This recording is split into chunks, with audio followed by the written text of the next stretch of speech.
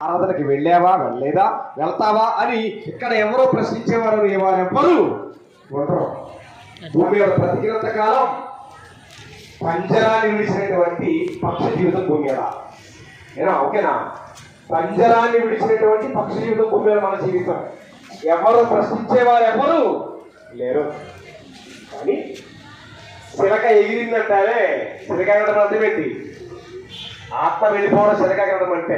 పక్షుడు వెళ్ళడం వల్ల చిలక ఎగరడం వల్ల చనిపోవడం. చనిపోయిన తర్వాత దేవుడు మనకిచ్చినటువంటి ఈ స్వేచ్ఛా జీవితానికి బ్రతికిన ఈ భూమి మీద మనం ప్రయాణికులమని, యాత్రికులమని దానికి తగినట్టుగా నడుచుకునేటువంటి మనస్సు మన దగ్గర లేదు. కాబట్టి గ్రంథం బోధించే వాస్తవంలో మనం గమనించినట్లయితే మనము నిశ్చలమైనటువంటి నిశ్చలమైన రాజ్యమును పొంది దైవ కృప కలిగి